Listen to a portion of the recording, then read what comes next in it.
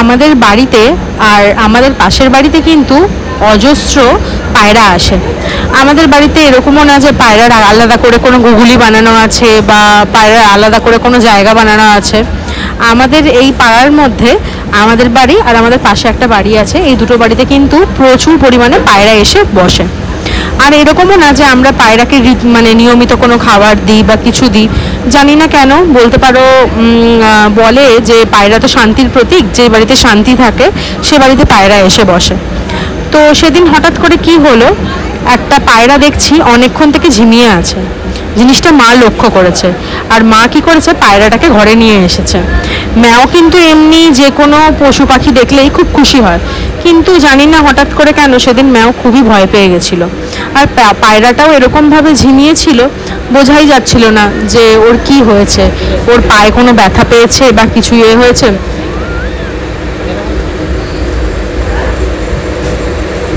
তো দেখো, আমি ভাবলাম জানি না ওর খিদে পেয়েছে কিনা, ও কিছু খেতে পাচ্ছে কিনা, তাই জন্য আমি ম্যামের জন্য দুপুরবেলা খাওয়ার জন্য দই ভাত মেখেছিলাম, সেটাই পায়রাটাকে অল্প করে দিয়েছিলাম। দিতে দেখলাম ও ঘরের মধ্যে চলে গেল। তারপরে মা নিয়ে গেল ওকে ছাদে, যেহেতু ম্যাও প্রচণ্ডভাবে ভয় পাচ্ছিল, সেই জন্য মা কিন্তু ওকে পায়রাটাকে ছাদে নিয়ে চলে গেছিলো। দেখো, ছাদে নিয়ে গিয়ে এখানে পায়রার একদম ঠোঁটের কাছে খাবার নিয়ে এসে দেখছি ও কিছুতেই খেতে চাইছে না। বুঝতে পারছি না যে ওর শরীর খারাপ হয়েছে, মানে ও খেতে চাইছে না কেন। বলে না, একটা মানুষেরও কিন্তু তাই, দেখবে যদি মানুষটা যদি খুব চঞ্চল থাকে, ঠিকঠাক মতন খাওয়া দাওয়া করে, তাহলে কিন্তু বুঝতে হবে তার শরীর ভালো আছে। তাও ভাবলাম খাবার যেহেতু খাচ্ছে না, যে দেখি জলটা খায় কিনা। মগে করে জল দেওয়াতেও দেখলাম জলটাও খেতে চাইছে না। বুঝলাম নিশ্চয়ই ওর শরীরে তেমন কোনো প্রবলেম হচ্ছে, যার কারণে উঠতেও পারছে না, আর খাবার দাবারের প্রতি একদমই অরুচি, খেতে চাইছে না।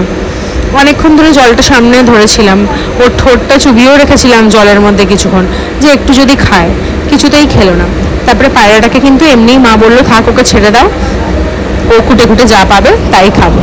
তো ওকে ছেড়ে দেওয়ার পরে দেখছি খুঁটে খুঁটে একটুখানি ধান খাচ্ছিল। আমাদের উপরেই ঠাকুর ঘর আছে, সেখান থেকে কিন্তু হচ্ছে এই মা যখন পরিষ্কার করে ধানের ঠেগুলো, ইঁদুরের খুব উপদ্রব হয়েছিল, কেন ইঁদুর ধান ঠান ছড়িয়ে দিয়েছিল, ধানের যেই ছড়া থাকে সেটা কিন্তু খুঁটে খুঁটে দেখছিলাম পায়রাটা খাচ্ছিল। তো তারপরে মা বললো ওকে একটুখানি চাল এনে দাও তো, কাঁচা চাল, যদি চাল খায়। দেওয়ার পরে দেখলাম চালটা খেতে চাইছে না। আর এইদিকে দেখো, বাবা কিন্তু গাছে চেরি গাছ লাগিয়েছে টবের মধ্যে।